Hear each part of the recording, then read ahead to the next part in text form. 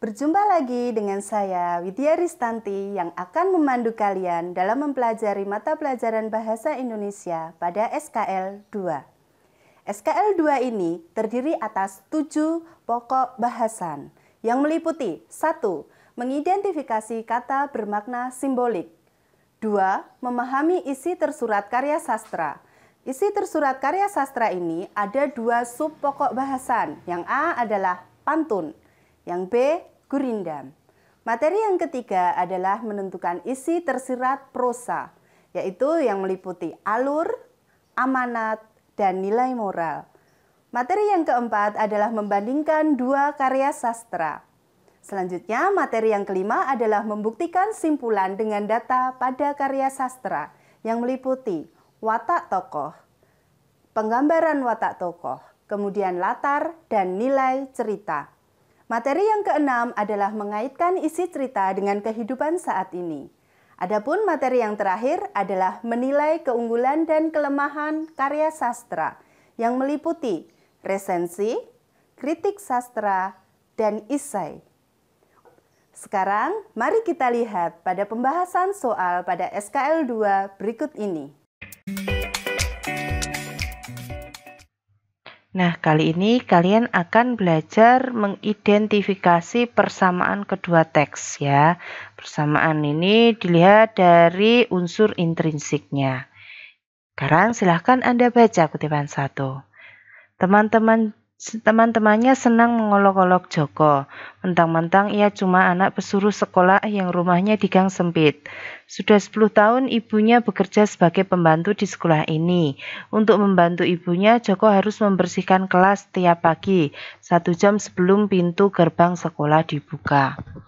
Kutipan 2. Kalau beberapa tahun lalu Tuan datang ke kota kelahiranku dengan menumpang bus, Tuan akan berhenti di dekat pasar. Melangkahlah menyusuri jalan raya ke arah barat, maka kira-kira sekilometer dari pasar akan sampailah Tuan di jalan kampungku. Oh, ini berarti ada latar. Ini juga ada latar ya.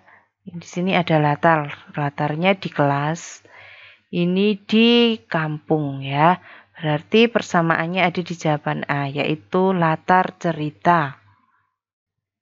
Nah, kali ini kalian akan mengidentifikasi kalimat yang menyatakan latar tempat ya, latar tempat. Dalam kutipan cerita kita lihat kalimat 1.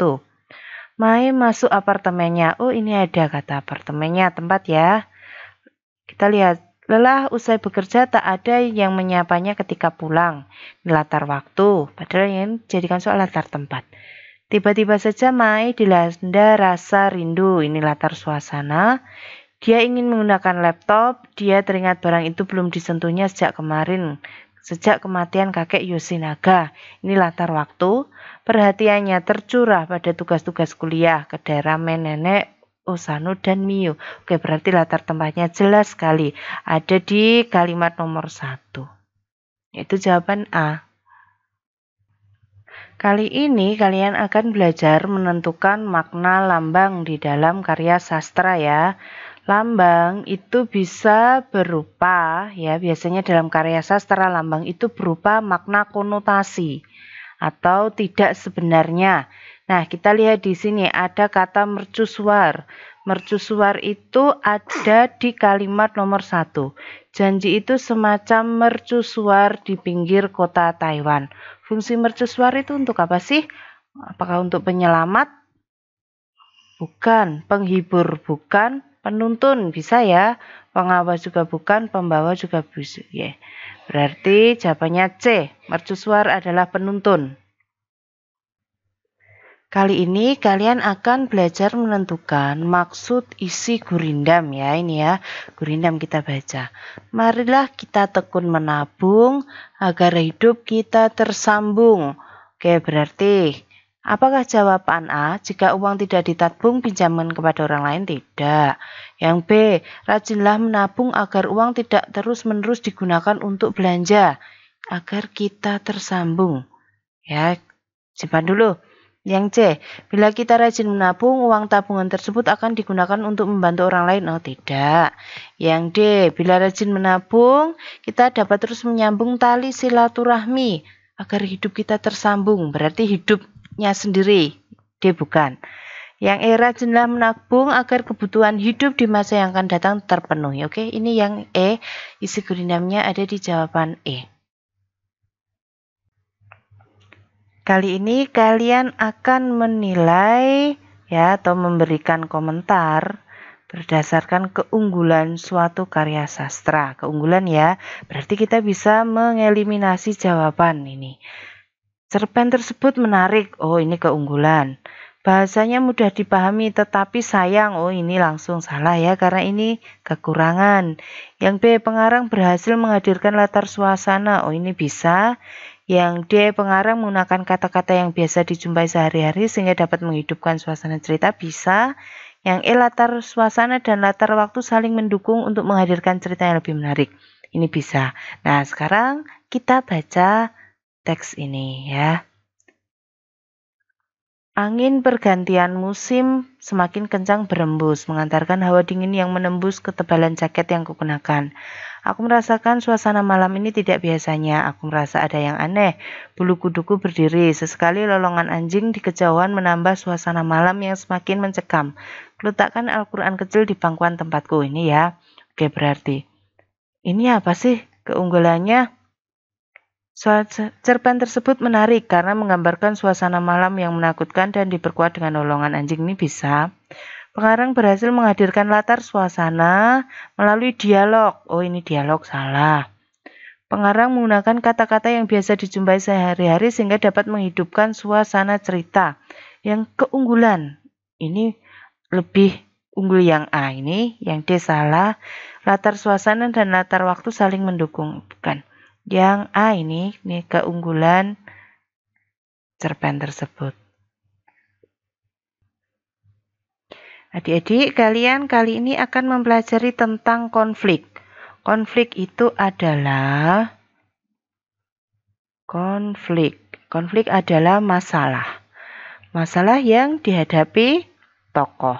Berarti kamu harus menentukan siapa tokoh di dalam cerita tersebut ya. Kita lihat siapa sih tokohnya. Yang pertama, teman-teman Fajar, ada Fajar, tiba-tiba bersorak gembira. Namun tidak jauh dari mereka terlihat Dava yang terkulai lemas karena layang-layangnya putus. Padahal Dava sudah menggunakan berbagai strategi untuk memenangkan permainan layang-layang melawan Fajar. Tapi kali ini ia tidak berhasil. Oke, berarti yang berkonflik adalah Dava. Apa konfliknya? Kita lihat. Fajar kaget mendengar teman-temannya bersorak gembira, bukan.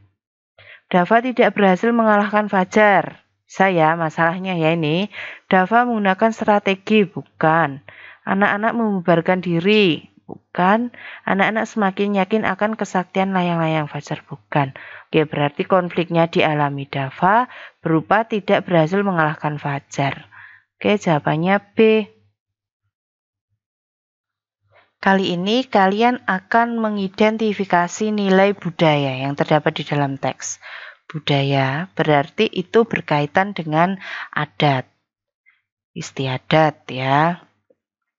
Istiadat di suatu daerah. Namanya adat berarti belum tentu daerah lain juga mempunyai tradisi ini ya atau memiliki budaya ini. Kita lihat apakah nilai budaya yang terdapat dalam kutipan teks. Apa kau bilang jodoh? Saya tidak rela kau berjodoh dengan Azrial. Akan saya carikan kau jodoh yang lebih bermartabat. Apa dia salah kalau ayahnya hanya juru masak? Jatuh martabat kita bila laki-laki itu menjadi suamimu. Paham kau? Derajat keluarga Azrial memang sempurna, seumpama lurah tak berbatu, seperti sawah tak berpematang. Tak ada yang bisa diandalkan. Tetapi tidak patut rasanya Mang Kudun memandang Azrial dengan sebelah mata. Maka dengan berat hati Azrial melupakan Renggogeni. Ya, di sini ada adatnya, kita lihat. Yang A, orang tua mencarikan jodoh untuk pasangan anaknya yang sesuai. Ini ya, ada di sini ya. Nih, akan saya carikan kau jodoh yang bermartabat di kalimat 1. Ini bisa. Seseorang kekasih meninggalkan pasangannya, tidak. Keturunan harus dipertimbangkan untuk mencari pasangannya agar sepadan. Di kalimat 1 bisa ya. Yang D, laki-laki harus berhasil dalam hidupnya sebelum mencari pasangan. Tidak. Yang E, orang tua berhak menolak jodoh yang dipilih anaknya. Bukan. Ya, sekarang kita lihat. A atau C. Apa sih bedanya? Yang A, orang tua mencarikan jodoh untuk pasangan anaknya yang sesuai, atau keturunan harus dipertimbangkan untuk mencari pasangan agar sepadan. Ya, di sini ada biasanya dalam memilih jodoh ada bobot, bibit, dan bebet ya ini. Jadi ada hal-hal tertentu yang dipertimbangkan. Jadi ini nilai budayanya yang C. Nah, mudah bukan mempelajari SKL 2 pada mata pelajaran Bahasa Indonesia ini? Kita akhiri ya pertemuan ini. Demikian tutorial SKL 2 kali ini. Sampai jumpa pada tutorial berikutnya. Sukses untuk kita semua.